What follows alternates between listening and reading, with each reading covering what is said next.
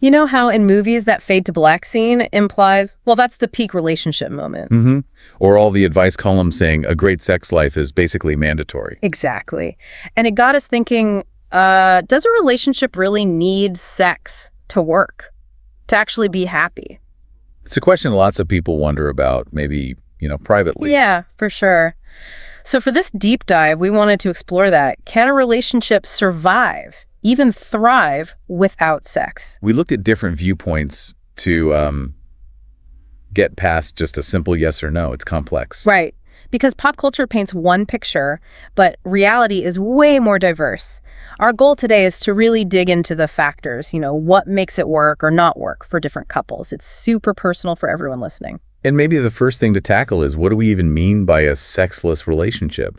It sounds pretty definitive, but maybe it isn't. Good point. Okay, let's unpack that. My first thought might be absolutely no sex at all, ever. That makes sense. Yeah. But some of the expert definitions we came across point to something more specific. Yeah, like a frequency thing. I saw that mention having sex fewer than, 10 times a year? That's the number often cited, yes. Yeah. But interestingly, what emerged as more important wasn't the number itself. Oh. It was more about the mutual feeling within the couple.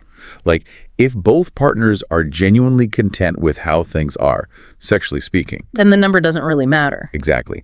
That benchmark, the 10 times a year, it becomes kind of irrelevant if both people feel connected and satisfied. It's about that shared feeling, not a quota. That makes so much more sense, because what feels like not enough for one couple could be perfectly fine for another. Contentment is the key. Right. So, okay, keeping that subjective experience in mind, what are some of the reasons couples might find themselves having less or no sex? Now, there's a whole range of factors. Health issues are a big one. Like physical health? Yeah, things like chronic pain, definitely. Or hormonal changes, side effects from medication. Even mental health conditions like depression or anxiety can significantly impact libido. That's huge. It's easy to forget how much our physical and mental state ties into desire. And then there's just life. Oh, absolutely. Life stress is another major category. I bet. Think about it. Raising kids, financial worries, demanding jobs. It can all just drain your energy. Totally. Just feeling wiped out by the end of the day leaves little room for anything else sometimes. Exactly. And that physical and mental energy is often needed for intimacy. And what about the emotional side of things between partners? Crucial. Emotional distance is a big factor. If there's unresolved conflict or communication is broken down, or maybe the couple has just sort of drifted apart. The desire for physical closeness fades too? Often, yes. It's hard to feel physically intimate when you don't feel emotionally connected or safe. Yeah. That bond is pretty fundamental. Makes total sense. And the sources also mention some really sensitive areas like past trauma. Yes, that's incredibly important to acknowledge.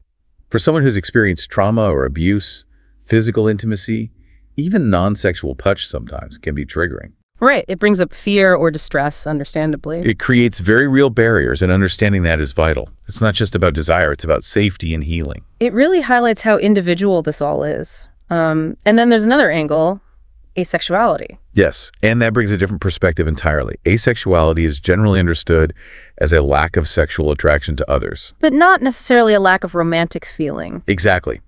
Someone who identifies as asexual might still desire deep romantic bonds, emotional closeness, companionship, just without the sexual element being a driver. So that really challenges the assumption that sex is a necessary part of every romantic relationship. It fundamentally does. And it's a spectrum too, It's not always absolute. Okay, so we have all these varied reasons: health, stress, emotional distance, trauma, orientation. Which brings us back to the main question.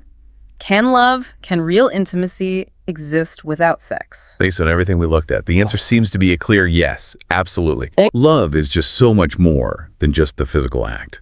It's built on, emotional closeness, trust, shared history, supporting each other, just being companions. Right. It's multifaceted. And I think we often automatically equate the word intimacy with sex. We do, culturally. But true intimacy is broader. It's vulnerability. It's being truly seen and understood by your partner. It happens in conversations, in shared quiet moments. And through touch that isn't sexual. Definitely. Things like hugging, holding hands, cuddling on the sofa. those physical gestures can be incredibly powerful. Yeah, they build that feeling of security and connection. Exactly. They express affection and closeness in a really fundamental way without needing to lead to sex. It seems like navigating all of this, whether sex is absent for a specific reason or just naturally isn't a focus, must absolutely rely on communication. That came too loud and clear. Communication is the cornerstone. Always important, but maybe even more critical here. Why more critical? Because the potential for misunderstanding is high. Problems often kick off when there's a mismatch in desires, or one person feels neglected or rejected, especially if they don't understand why things have changed or are the way they are. It's the assumptions and the silence that cause the damage. Precisely. The unspoken stuff festers. So, what kind of conversations are essential? What do couples need to be asking each other or themselves? Well, some key questions emerged, like Okay. honestly asking, are we both okay with this? Truly. Not just one person being okay and the other going along with it. Right. And is this temporary, maybe due to current stress, or does it feel more like a long-term shift? Well, Also, crucially, do we still feel connected in other ways? Are we nurturing that emotional intimacy, that friendship? and what if someone isn't fulfilled? That's the tough one. Does one of us feel like a core need isn't being met? And if so, how can we talk about that openly without blame and figure out how to address it together? Those are really practical, vital questions. It's about constant, honest check-ins. Yeah, being truthful with yourself and your partner. When that happens, it seems sexless relationships really can work well. Do we have examples of that, where it thrives? We do. Think about many older couples. Their focus often naturally shifts more towards companionship, shared history, mutual care. Physical intimacy might become less central, but the bond is incredibly strong. That makes sense. A different kind of closeness. Or couples dealing with long-term illness, they often find new, deeply meaningful ways to express love and stay close, ways that aren't purely physical. Adapting together. And then, of course, there are asexual individuals or couples where both partners just naturally have a low sex drive. They can have incredibly harmonious, loving relationships without sex being a factor at all. It really comes back to feeling respected, valued, understood by your partner. That seems to be the core. That's at the foundation. But we also have to acknowledge the other side. It doesn't always work. Especially when there's that mismatch in desire we talked about. Exactly. If one person strongly desires sex and the other doesn't, and that persists, it gets really tough. I can imagine leading to. Resentment, frustration, feeling rejected, and eventually that emotional distance can creep back in. Even if communication was initially good, it can be very painful. So what can couples do if they're stuck in that kind of mismatch? Therapy is often suggested. A therapist can help explore the root causes, improve communication specifically around this issue, and maybe help find compromises. Compromises like? Well, it depends entirely on the couple. Sometimes it's about finding other ways to express physical affection. In some less common situations, couples might discuss things like open relationships, but that's a whole other layer of complexity and requires immense trust and communication. Definitely not a simple fix. And layered on top of all this internal dynamic is the external pressure, right? The societal view. Oh, huge. That came up repeatedly. Yeah. The stigma is real. Society often equates sex with relationship health. Full stop. Like, if you're not having sex, something must be wrong, dysfunctional, unhappy. Pretty much. That's the underlying message we often get.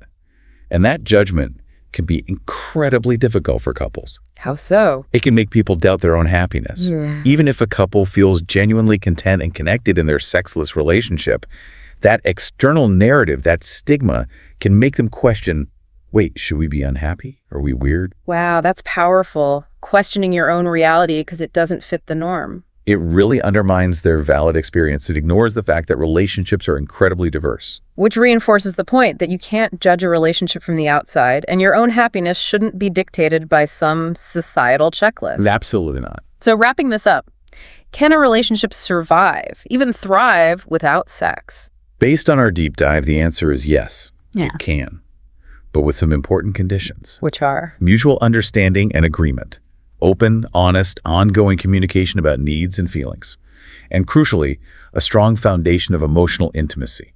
That feeling of connection, support, and being understood. Right. It's about broadening our definition of intimacy beyond just the physical act. Exactly. It's the emotional bond, the shared life, the mutual growth and support. Those are the things that really sustain a relationship in the long run, whether sex is part of the picture or not. So maybe the final thought for you listening is to reflect on what you truly see as essential for connection in your own relationships, moving past the noise, past the societal focus just on sex. What does deep, fulfilling intimacy actually mean to you?